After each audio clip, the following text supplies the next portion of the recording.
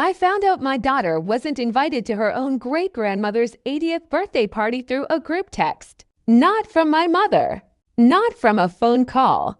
A group text sent to 15 relatives, with my name on it but my daughter's conspicuously missing from the RSVP list underneath. That's how I learned that Lily, my 5-year-old, my whole heart, had been erased from a family celebration because she moves too much and would ruin the photos. My name is Hannah. And before I tell you what happened at that party, I need you to understand who my daughter is. Because this story only makes sense once you do. Lily was born loud. She laughed loud, she cried loud, she ran everywhere instead of walking. When she was 3, a pediatrician gently suggested she might have some sensory processing differences, nothing scary. Nothing that needed a label pinned to her forehead. Just a little girl whose body processed the world at a different volume than everyone else's. She hugged too hard. She spoke too fast. She could not sit still through a 45-minute dinner without needing to stand up, spin around, and sit back down. To me, she was magic. To my mother, she was a problem to be managed. I'd noticed the distance building for over a year. Little comments at holidays. Doesn't she ever calm down? You really should get her tested for something. My mother, Diane, ran our family gatherings like state dinners, matching napkins, a seating chart, a designated hour for the family portrait that would later hang in her hallway next to 40 years of identical, stiff, smiling photographs. Lily, in her world, was chaos with a ponytail. Still, I never imagined she'd go this far.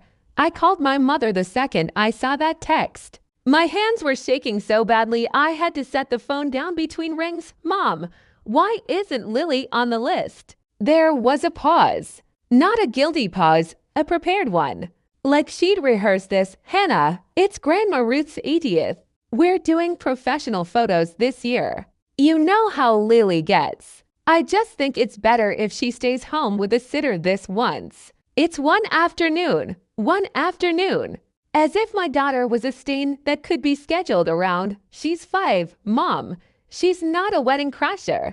She's your granddaughter. Don't be dramatic. I love that little girl. I just want one nice photo where everyone's smiling instead of someone mid-tantrum in the background. Is that so terrible to ask? I sat on my kitchen floor after that call and cried in a way I hadn't cried since my divorce. Not because of the party. Because of the sentence underneath the sentence. The quiet message my mother had just sent both of us. You are only worth including if you can perform stillness. If you can't, we'll airbrush you out of the family the same way we'll airbrush out a shadow in a photograph. I thought about caving. I thought about just keeping Lily home, avoiding the fight, protecting her from ever knowing she'd been excluded. But then that night, I watched her twirling in the living room in her favorite yellow dress, singing a song she'd made up about dinosaurs riding bicycles, completely unaware that anyone in this world thought she was too much. And I made a decision. I wasn't going to hide her shame that wasn't even hers to carry. I was going to show up. I or SVPDS. For both of us. My mother texted back 3 separate times trying to talk me out of it.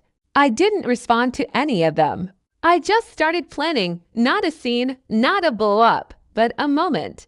Because somewhere underneath the hurt, I remembered something my own grandmother, Ruth, the woman whose birthday this actually was, used to tell me when I was small. The people who can't handle a child's noise have usually forgotten what it feels like to be free the day of the party.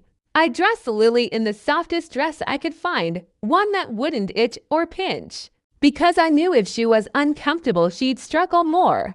And I wasn't going to give my mother a single excuse. I packed her favorite fidget toy in my purse. I knelt down before we walked in and told her, if today gets loud in your head, squeeze my hand 3 times and we'll go outside together. Okay, she nodded, serious as a tiny soldier.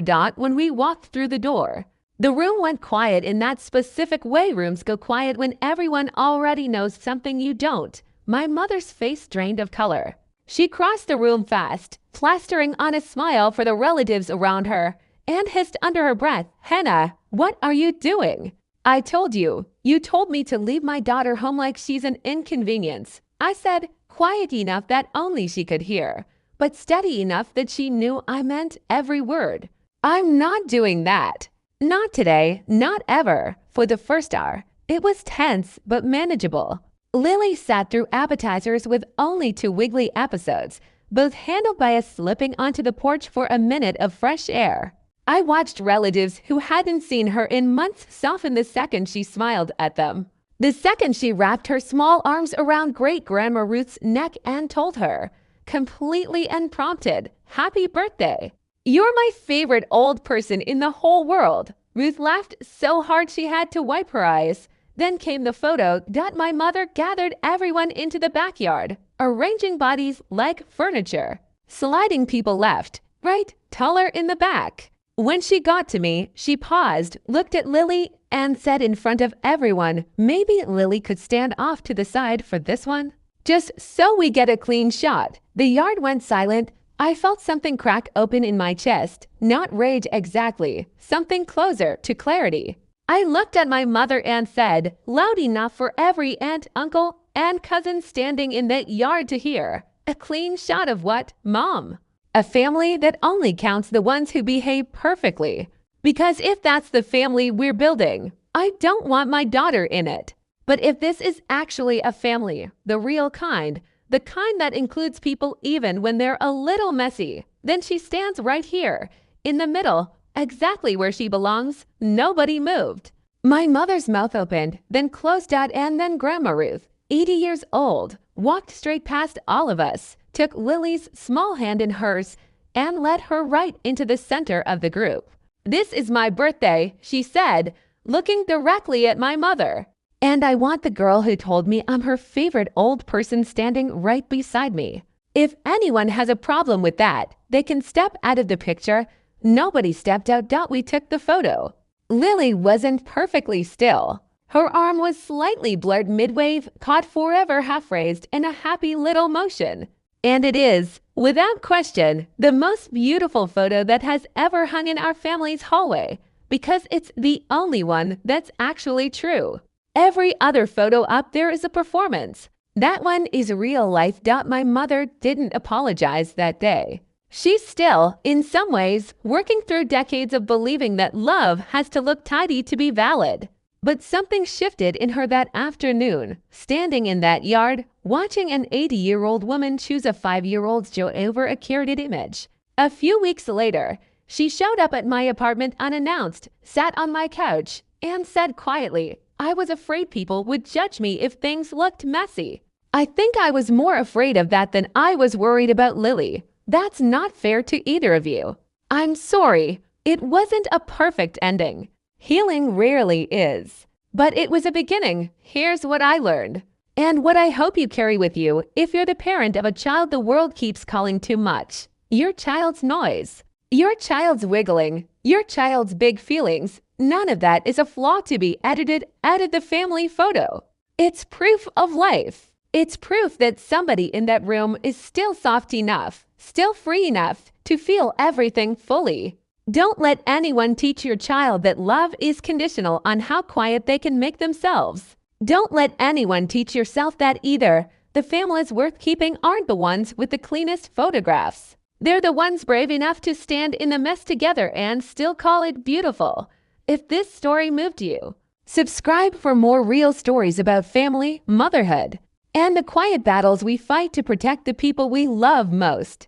There's more waiting for you here, and I'd love for you to stay.